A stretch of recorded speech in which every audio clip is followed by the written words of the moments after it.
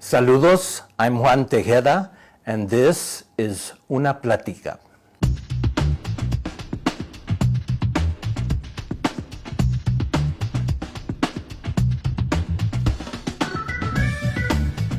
So I was inspired by Chicano writers, indigenous writers, and my father.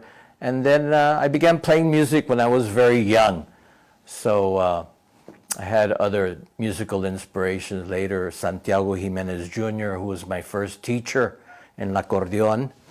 And then later on, Esteban Jordan, amazing, mago del acordeon, the Jimi Hendrix of the accordion. Yes, I do consider myself a Chicano artist because I got my sort of social, cultural, political consciousness during the early to mid 1970s at the University of Texas in Austin. And that was a time of the Chicano movement, the civil rights movement. So I became part of the Chicano movement and part of what became known as the Chicano cultural renaissance in the arts in Austin, Texas at that time. Well, I've been creating my art since I was young. I mentioned that I first learned how to play the button accordion with Santiago Jimenez Jr. I was about 9 years old, and then my cousin Roberto Tejeda and my other cousin Tony Tejeda played in his Santiago's first conjunto band. Then when my cousin Tony got out of the band and stopped playing drums with Santiago Jimenez Jr. hizo conjunto, I took over on drums, and I was about 11, 12 years old, and I played with him for a couple of years, playing drums, playing at these conjunto nightclubs here and around San Antonio.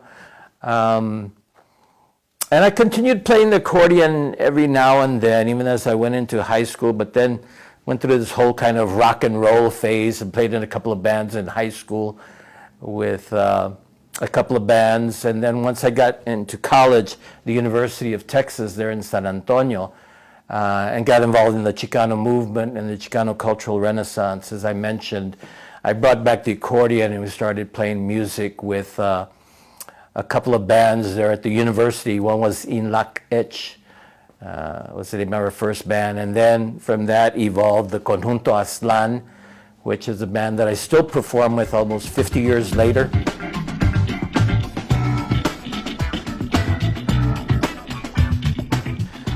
Yes, I believe it's very important to have organizations like Centro Aztlan and the Guadalupe Cultural Arts Center and Saranto Cultural Arts, different cultural arts organizations in our communities.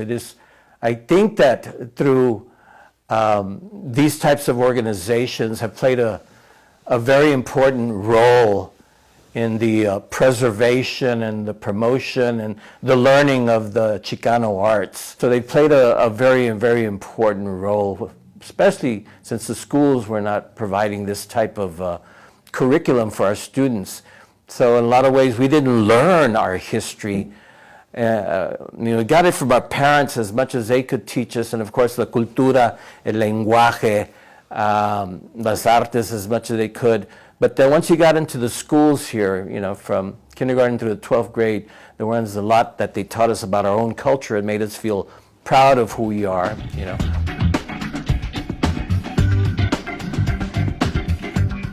Just keep working.